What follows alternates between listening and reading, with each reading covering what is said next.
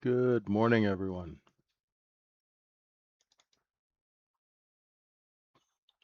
Raj, how you doing, brother?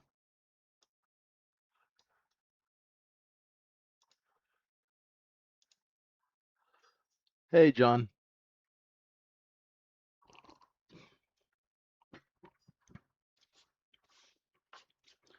And well done, John. Notice you're doing better. That's great. I'm so happy you're consistent. It's great to see. Morning, folks on YouTube. Hello, Juan. Hey, Sean. How you doing?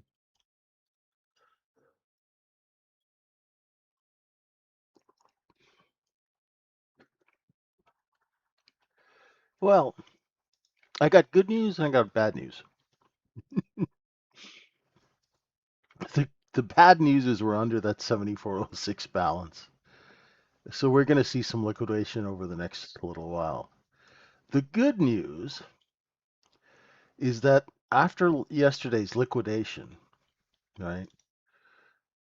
After yesterday's liquidation, the market is actually working really, really nicely. The reason being, right, we took all of that cheap inventory down here from yesterday, and you can see that we're selling it all, over 73.60, right? So that part, when a market closes lower, if things had been really bad, we would have tagged that 7,300 for sure, right?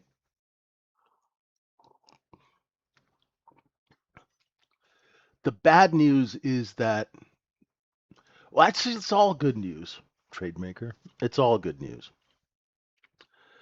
because the markets are working well, even though they're very speculative in nature right now.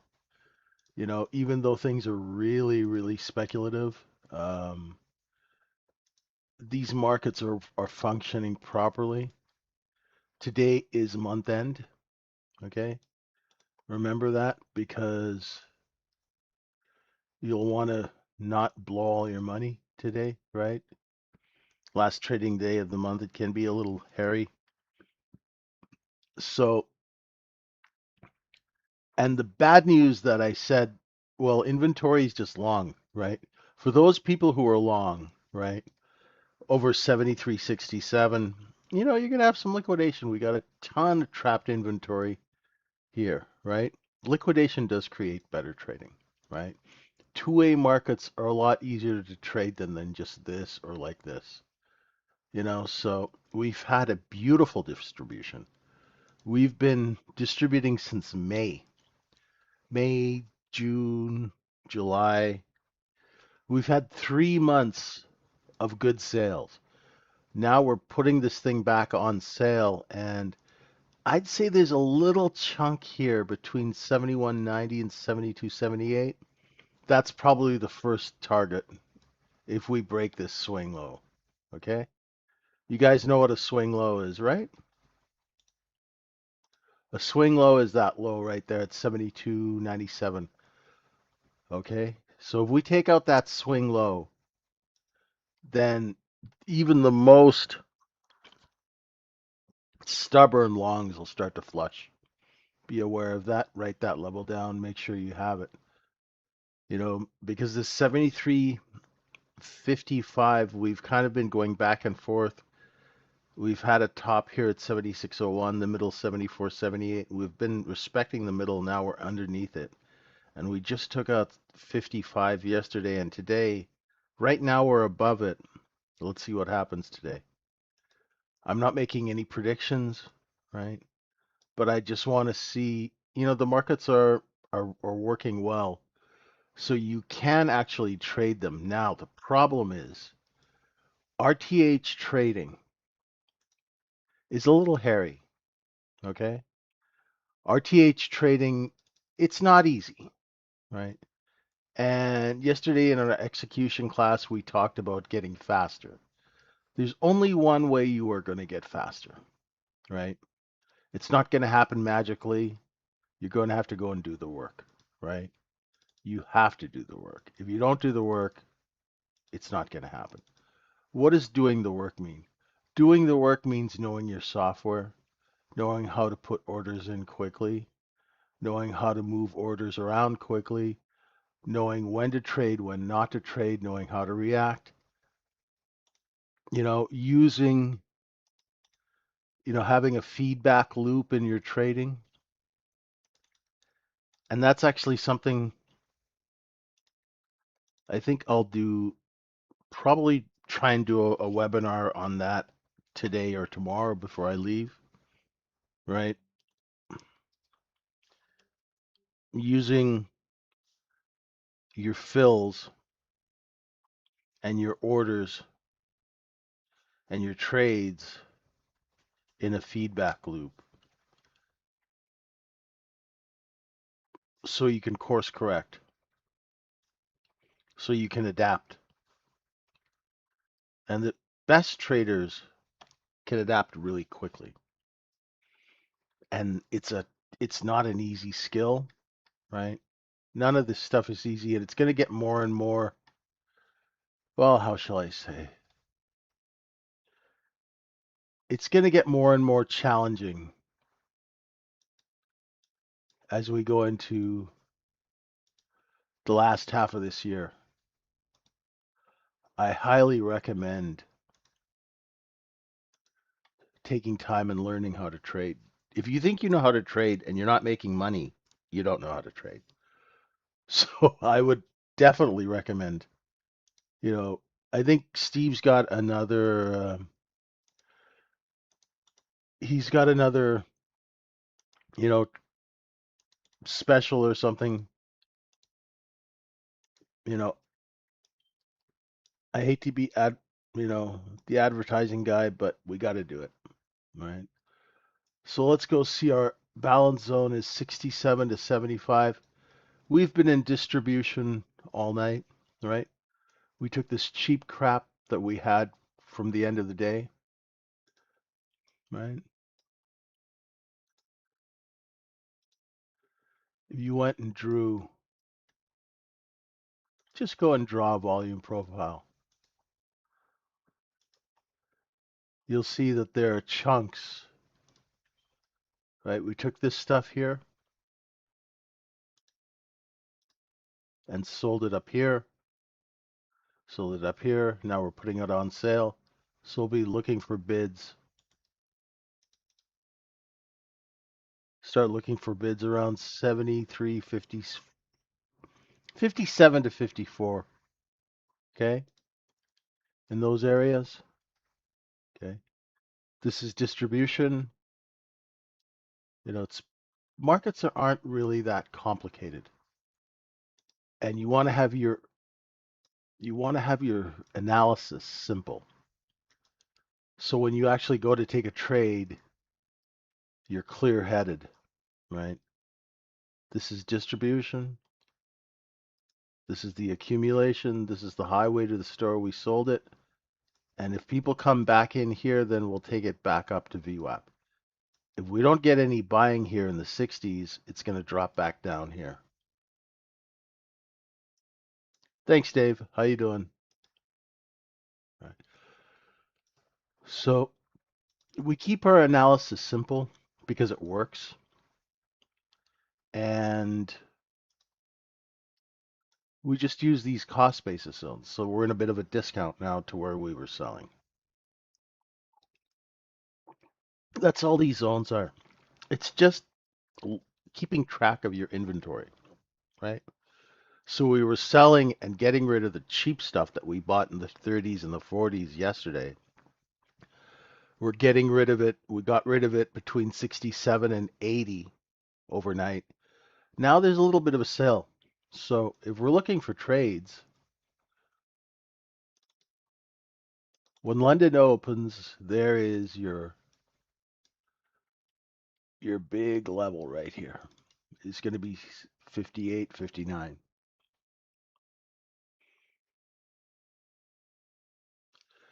Distribution is different from short covering because distribution is selling a product at a higher price, hopefully.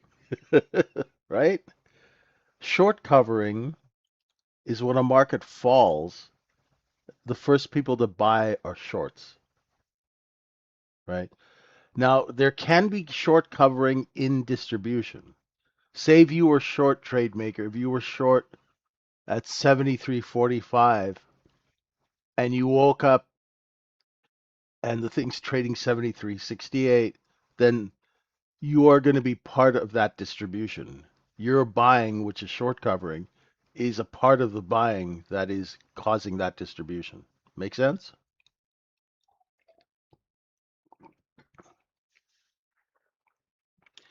If the distribution is all based on short covering, if the only people are covering, if the only buyers are shorts, most likely it's going to fall apart, right?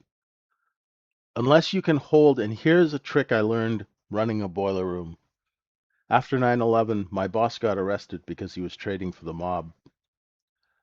So I was persona non grata. Nobody would give me a job because they thought I was dirty too. And the only guy that I could work for looked like Colonel Sanders. And he had a boiler room. I was his trader and I ran his boiler room. And one thing I learned running a boiler room is if you can hold, after a sell off, if you can hold price steady, if you can get enough people to cover and short the shorts, if you can get enough of them to buy back, and you can kind of drag that process out, then real buyers will show up because they see price stability. Do you know, Trade Maker, I'm always talking about price stability? Stability attracts buyers. So the initial move will be short covering, and then if you got price stability at 37, it's going to attract buyers. And if you get price stability at 75, it'll attract buyers. That's how markets work, right?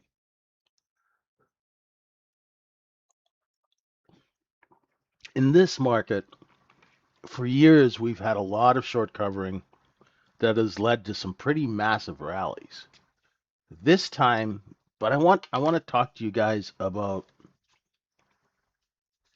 traders talk about seasonality, right? In October this happens, in December this happens. Okay. What I want to talk to you about really quickly is this sell-off that we're having to get, right? Right, this sell-off that we're in right now. Let me just show you a weekly chart. When we had this distribution, we went down. What did we do? We reset the cost basis, right? And now we have another distribution. We're probably going to drop back down here. We'll reset the cost basis for the end of the year. I'm not saying this has to happen, but remember, so September, October, November, December, right? These months here are Christmas bonus time, right? This is year-end bonus time. So as we go into August and September, we should flush, get some cheap product so they can run it back up in the fall, going into the end of the year. Remember that. That's why markets generally do what they do.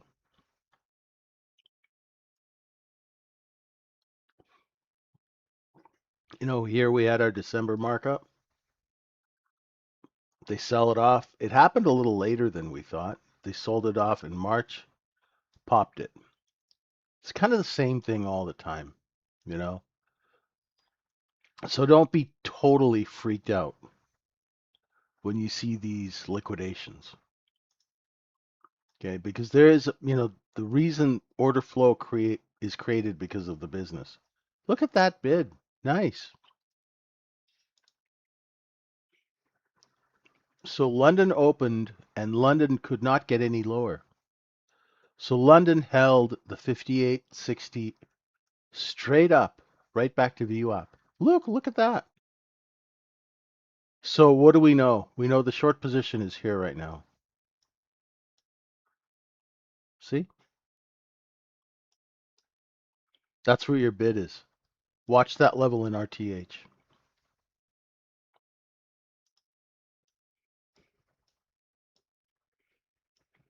Must have had a little bit of news that sparked that out.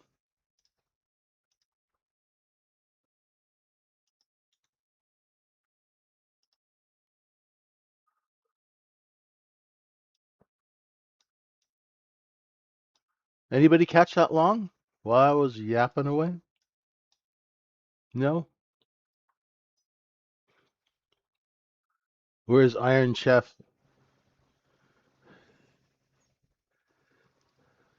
Think he was up too late. He must be tired. None of the Hawaiians are here either. Where's Cisco? Or are they being smart, not trading month end?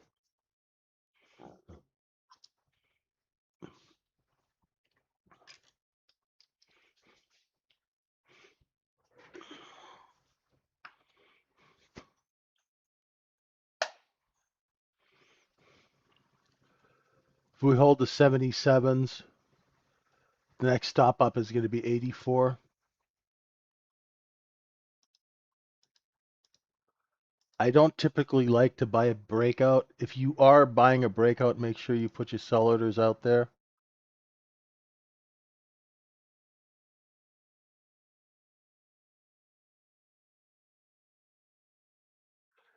I got a question about recognizing different sets of product on different time frames. Is it something I should watch more to understand or a specific indicator in action to observe? Can you be a little bit more specific? What are you watching and what are you trying to figure out? I can try and help. And what kind of business are you planning on doing?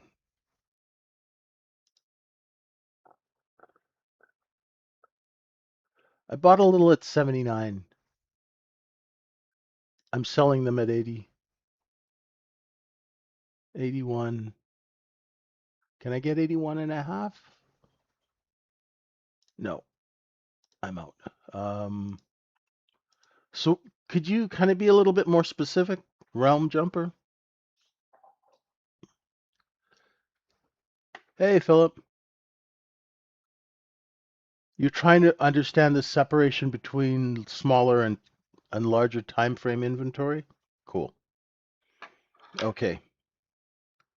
And are you trying to put a trade together based around that, or are you just trying to understand it?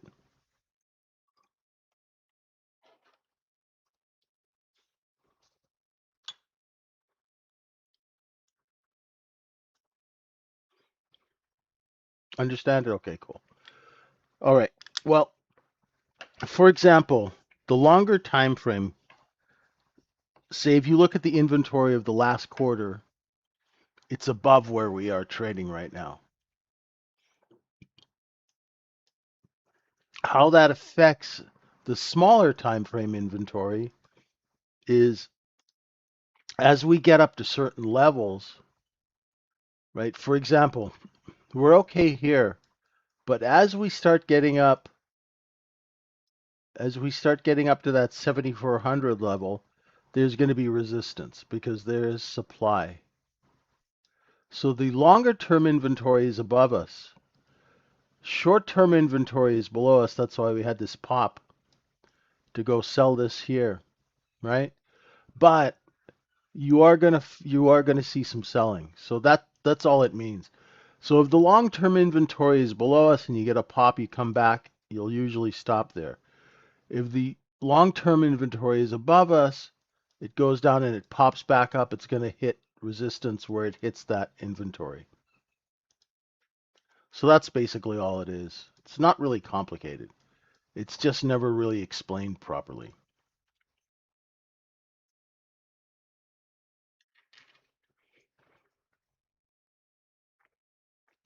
Right? So this is like just distribution.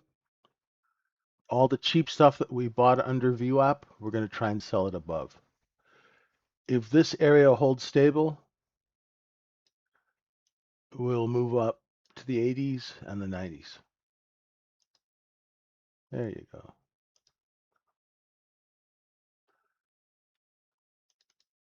Interesting. London couldn't get much lower.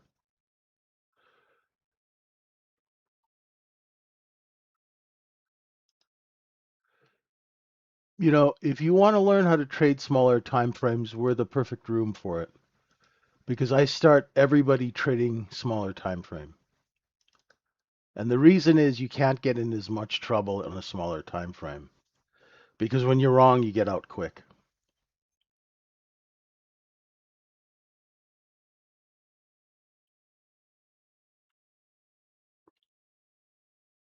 Yeah, let me know how that goes, Phil. I don't keep track of that stuff, but I'm glad other people do. I've found with myself that there's so much information you can look at in markets. How much of it can you actually use to make money?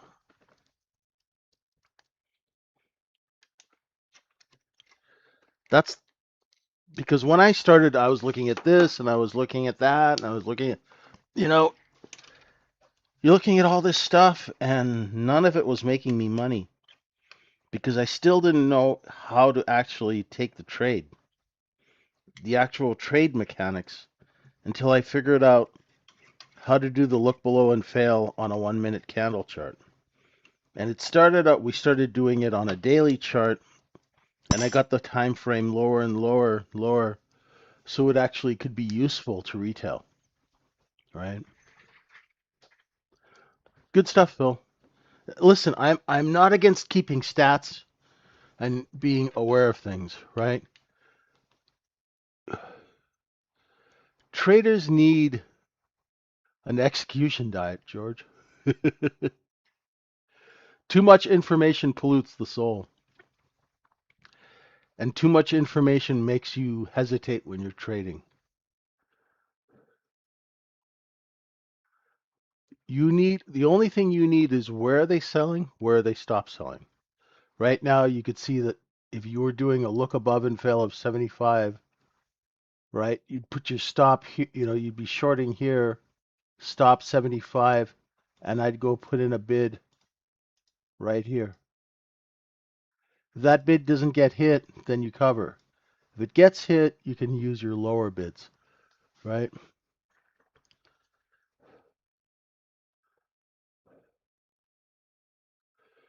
Futures are completely different than pennies because in futures you don't get. Here's I'll give you a little hint right now, and this is going to save you if you can understand this. Most traders take a while to figure this out. Futures are different than penny stocks because in penny stocks you have the concept of dilution, where somebody like me owns stock at 0.0001 cent and they are selling it to you at 30 cents. So they can sell it to you at 30 cents or they can sell it to you at 20 cents. We don't care. We can sell it to you for a penny and we're still making 10 times our money. Does that make sense?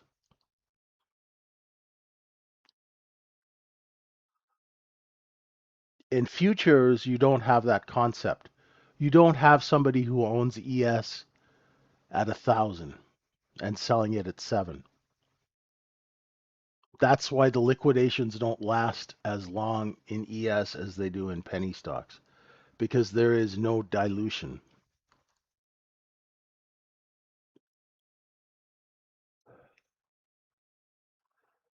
And to understand that, you need to understand cost basis and inventory. Sorry, Dave, what do you mean? Split what? What are you trying to split, brother?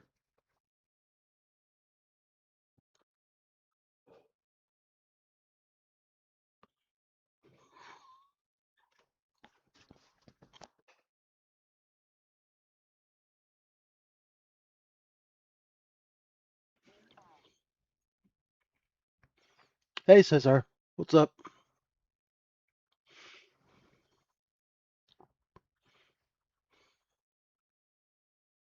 Oh, okay, cool. See how the selling stopped here? This is all you really need to know. Hey, AZS, what's going on? See?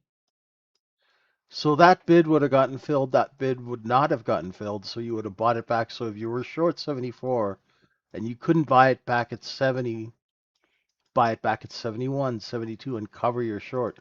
That's how you trade intelligently. There's no there is no indicator. There is no candle pattern. There is no chart pattern that is going to help you with your actual execution of your business plan. And that's something that a lot of retail traders fail to realize, including myself, until I figured it out. You have to have an execution plan that's based on how the business works and also reality. It cannot be based on fantasy. So that's why if I was doing a look above and fail, so I was short 74, stop 75, 76, I would have had to use this level to cover because nobody wanted to sell it underneath there. So you have to cover, otherwise you're in big trouble, right? So now we're doing a look below and fail of 76. If this thing holds the white line, you can go long and you know there's going to be sellers up there.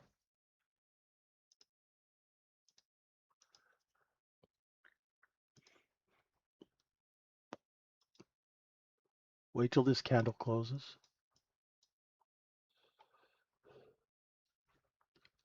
If it holds 75 and 3/4 and it starts offering above the 78s, you can go long up until 80, 81. If it doesn't hold 76, it's just going to do this annoying choppy thing where it goes back and forth here like this.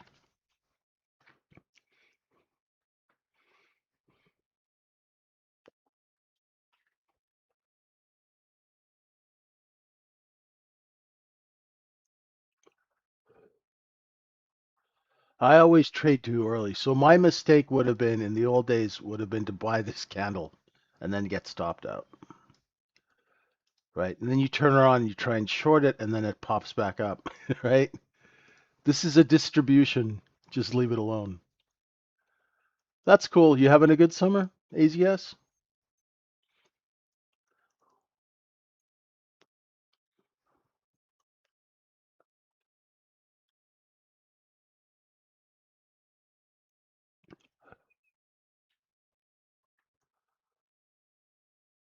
You teach AI how to trade like you? Good. You could teach us how to teach AI to teach the AI. That'll be the new breed of trading educators, people teaching people how to use AI. That's pretty cool. Lots of opportunity.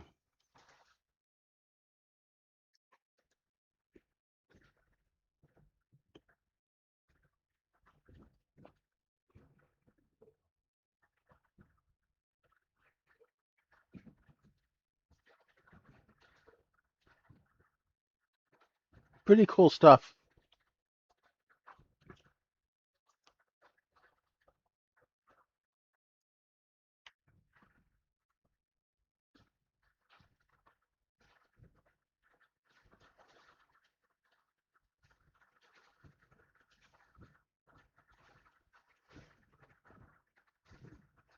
I ever thought of starting my own prop firm? No.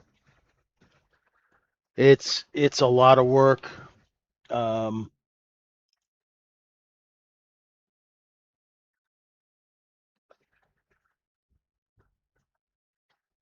for me, taking companies public is my thing. I really like doing that. I find supervising traders is a lot of work. Uh, I'd just rather take a company public and blow off like 20, 30 million shares of stock and then take a holiday. You know, there was this group, they did a deal called Chop Computer back in the 80s, and they took that stock to $100, split it, took it to 100 again, split it, took it to 100 again. And then they took 10 years off because they all made like just sick money. And then they came back and did another deal, and then they were done. They did like two deals in like 10 years. They put away a couple of $1 billion, but I'd rather do that.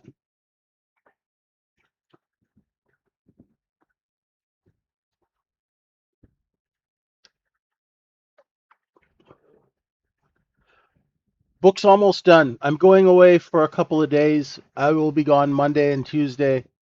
I'll be back. I don't know. I'll be back Wednesday, hopefully in time to do a session.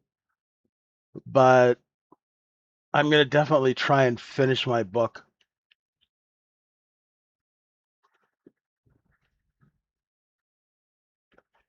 Got a couple of hundred pages written, so.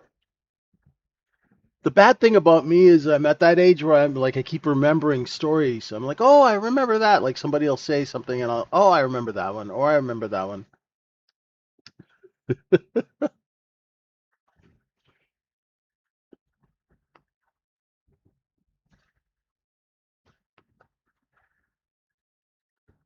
You got it, AZS. You got it. We're doing these little podcast episodes called Proper Villains, which is the name of my book. And we're doing another one today.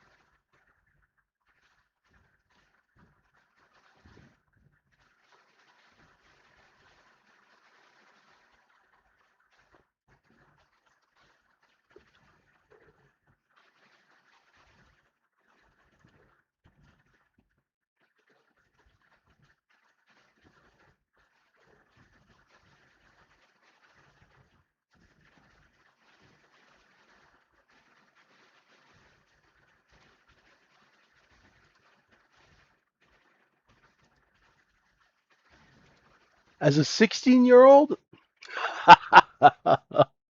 as a 16-year-old, I was what they call a good time Charlie. I was lazy, and all I wanted to do was have fun.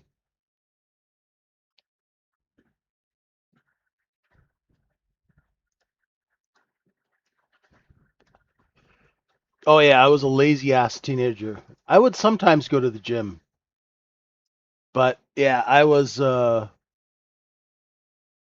buy 68, but no, it doesn't look like that's the plan. It's probably gonna come back into the 64s if you're short, folks. Yeah, no, I was a very happy, lazy teenager. I was not one of those angry teenagers. I was insanely happy and insanely lazy, which was driving everyone crazy.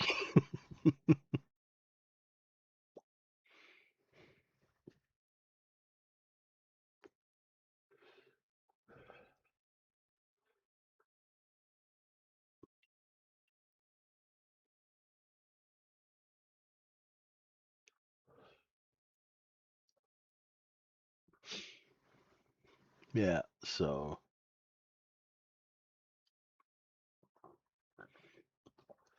for those of you kids who are not doing anything right now, if you're a lazy teenager, don't worry. You can still smarten up. I didn't smarten up until I was like 23. I worked in nightclubs, I partied, I had a great time. And then when I thought I was like 24, 25, I thought, okay, I'm going to grow up and be an adult. Then I went the other way and I became too responsible. Ugh. You gotta find a happy medium.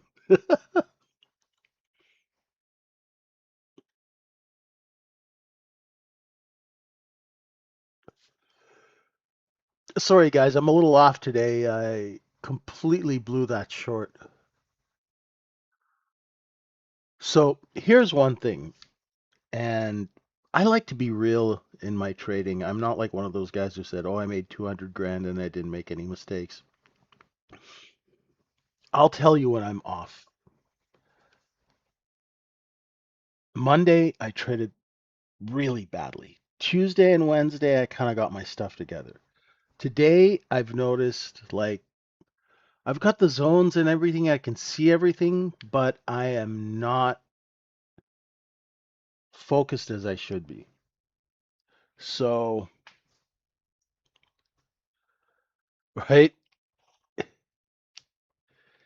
If you find you have to be honest with yourself in this business, right? You really do because everybody else will lie to you, right? Everybody else will lie to you, right? So, if you find that you're not really digging deep, if you're missing things, if you're missing trades, if you're a little bit kind of head in the clouds, don't trade size, especially because it's month end. I will trade very small today because it is month end. Tomorrow is the last trading day of the month. I've made money for my clients and myself this month. I have no intention of losing money in the last 2 business days. In fact, my goal as a trader, you know what? Everybody has their goal as a trader. I want to make 200 million, 300 million, all that stuff. My goal as a trader is to take the last 3 days of the month off, always. Not even be in front of a screen for the last 3 days of the month. That is my goal as a trader. I screwed it up this month. I'm going away on Sunday. I should have gone away like yesterday. I should have taken Wednesday, Thursday, Friday off. Right? That would have been perfect. Those are the That's when you know that you're doing well, that you don't trade month end. Right? You know, like those guys who make 20, 50 million a month. By month end, they're done. Right? They're in the Hamptons.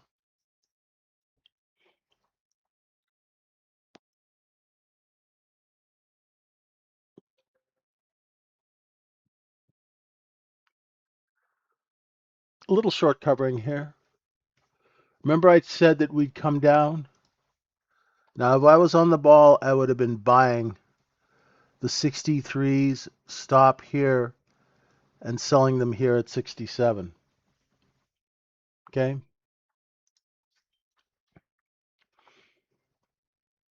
Quite honestly, I woke up and I thought it was Friday today. I was like, ooh, Friday. No, no. Right? It's also summer. You know, I went 20 years not knowing whether it was summer or winter or having a holiday. You know, 2 decades, I didn't know. People would say, "Oh, it's really cold outside." I'm like, "Oh, really? I've got margin calls." You know, oh, isn't it a beautiful day? I've got to clear this certificate. You know, my clients all over me. I That was my whole life.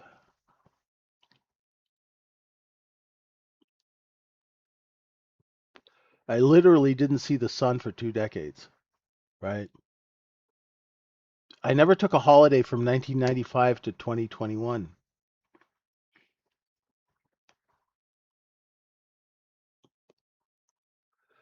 because as a trader, one thing you know, people think it's a glamorous business. It's not.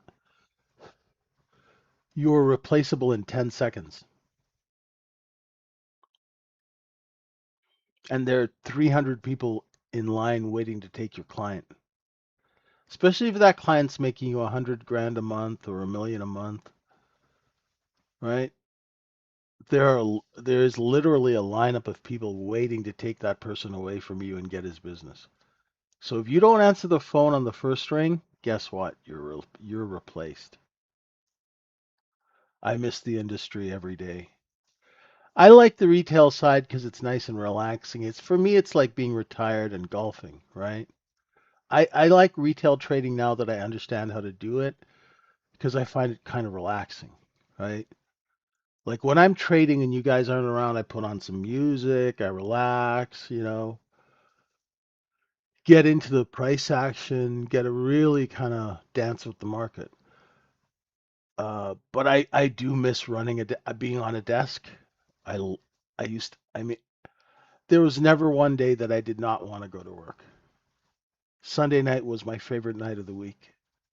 I loved every minute. Doing deals was fun too. Like, trading and having clients was stressful, but man, we had a good time. I miss the trade desk. I also miss working with my crews. After I left the brokerage industry, I did deals with different crews. I had a crew out of San Diego, one out of Texas, one out of Colorado, one out of New York, one out of Florida. I had a European crew. I would work with all these different crews because I was the executing trader, right? They always need an executing trader. So I miss that. I miss being on the phone with my guys, with my old partner, Paulie. He was in Long Island and I was in Vancouver and I would run the trades. He was the salesman, I was the executioner. So he would bring in the buying, I would sell the stock.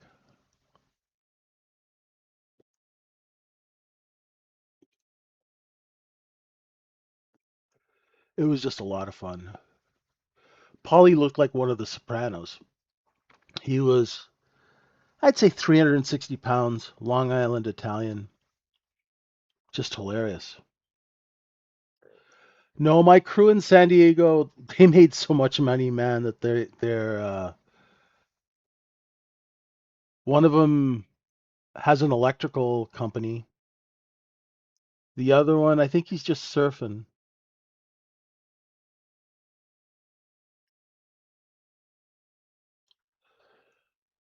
Although I did reach out to them a couple of months ago and I said I'm trying to put the band back together.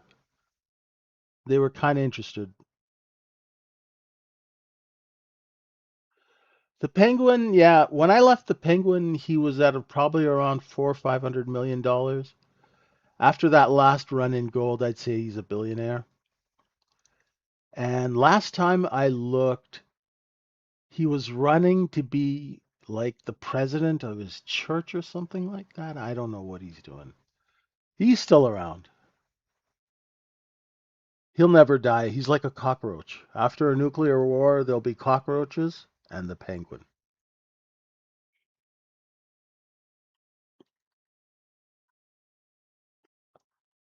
I learned a lot from that guy.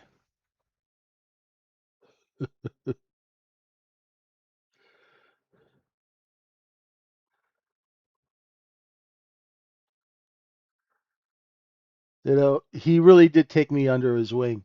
I mean, he bought me my first real car because this Swiss banker was coming into town. I was going to pick him up in an Isuzu at the airport. And the penguin's like, you can't pick him up in this piece of crap. He goes, I'm going to wire you 30 grand. Go buy a used Mercedes or a used BMW, right? Pay me back when you can, right? It was hilarious.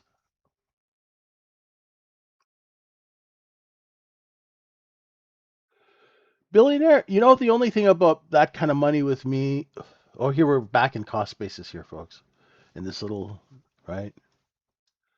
Oh, and I'm finished. I should shut up. I'm done for the day. I just love the deal. I don't think I could even spend like that kind of money, right? I love the action. I love doing the deal. I love the characters.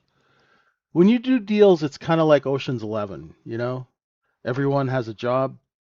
You have a crew. Everyone has a job.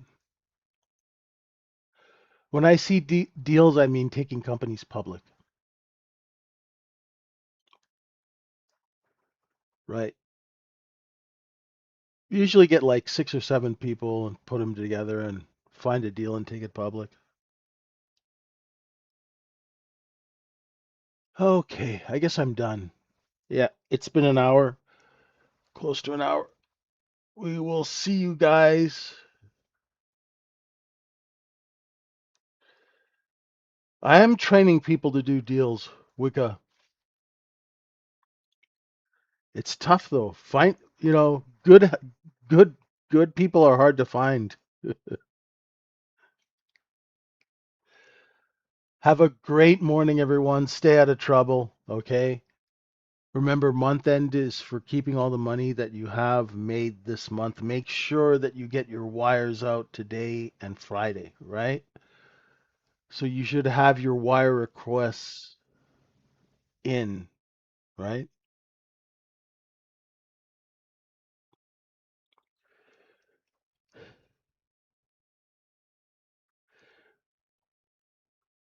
How much is that education? Doing deal? A little bit of your soul. That's really what it costs. Thanks, everyone. Have a great morning. Okay. If you need me, reach out.